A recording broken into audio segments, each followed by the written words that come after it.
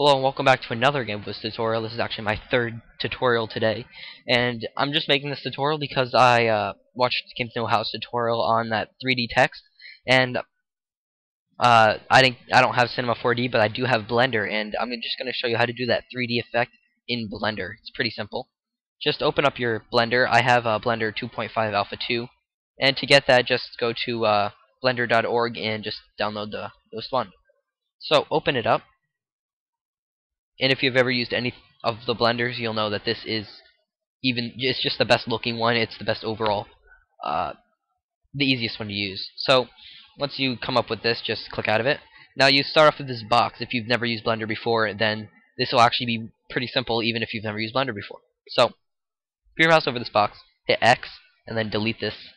Now we're going to add some text. So press the space bar, and this little search thing comes up. Just type in text and add text. Now you got a weird view. You're not going to really keep this view. We just need to add the text, whatever you want it to be. So press Tab, and that opens up Edit.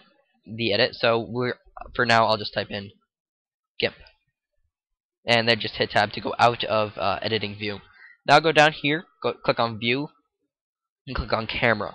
Now we're going to want to rotate this text so it fits in this camera because that's where the render will be. So what we want to do is go to on the side here.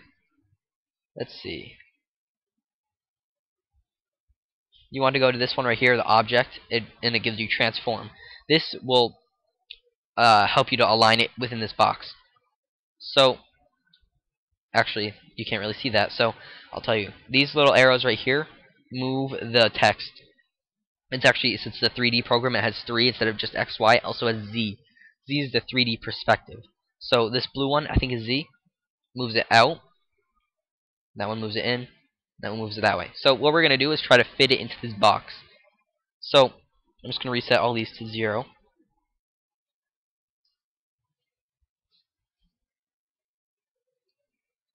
Okay, there we go.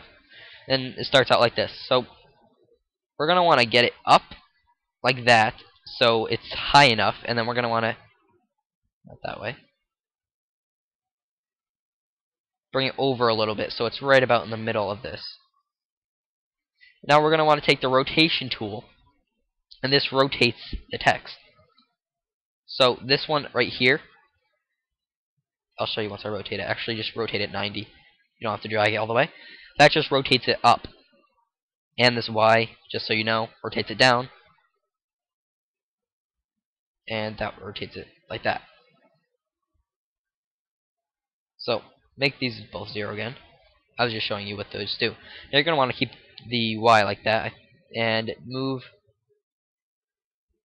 let's see, this bottom one to around, yeah, that looks good, about 44.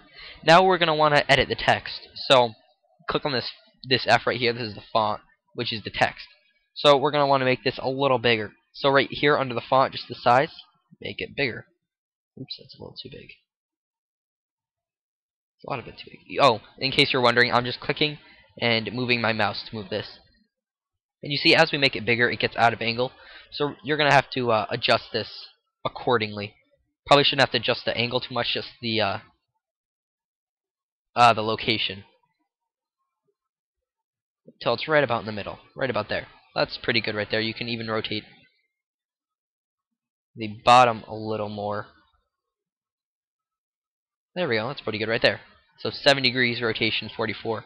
This bottom one right here, and that looks pretty good. If you want bigger text, you can get bigger text, but you can also zoom in if you want.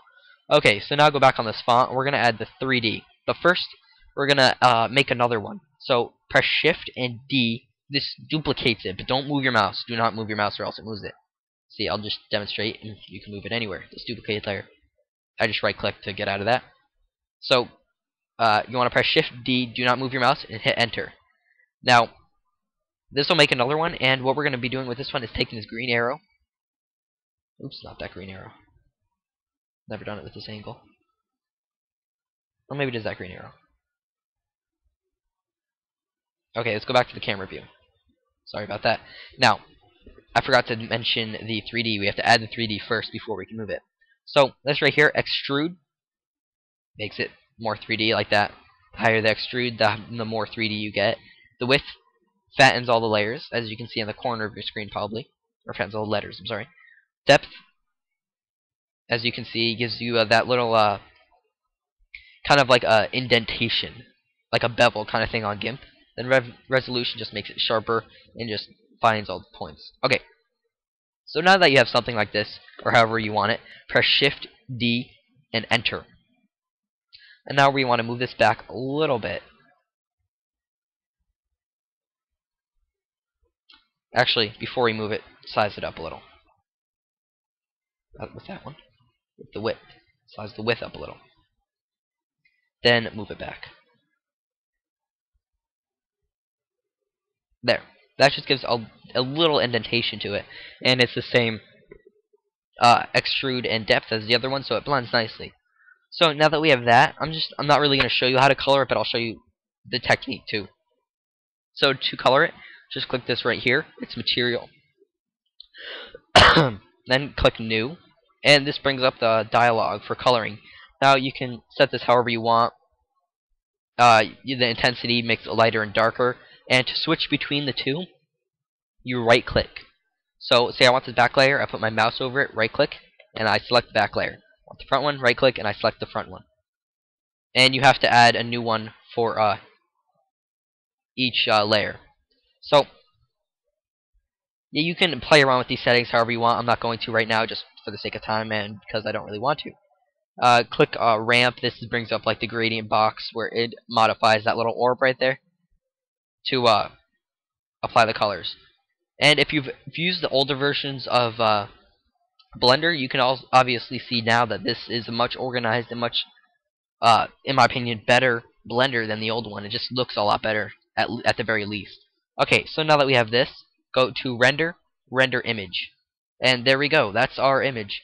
See, I actually did mess around with the colors a little bit, and it added that little blue right there. That's the gradient map right there. So now that we have this is just the image. This isn't the render. So we want to finish rendering this. So we go down here to Image and Save As. And then just go to wherever you want to save it. Enter the text here, and right here you can pick the file type. There's the one that GIMP know how to use, Targa Raw. They have all of them. So you can just choose to your liking. You can modify this. This is just a basic tutorial to teach you how to do it in Blender in case you don't want to get Cinema 4D. So I hope you enjoyed this tutorial, and I hope you enjoy Blender. It's a really nice 3D program if you're into that kind of stuff. This is a TheGimpWiz tutorial. I'll see you next time.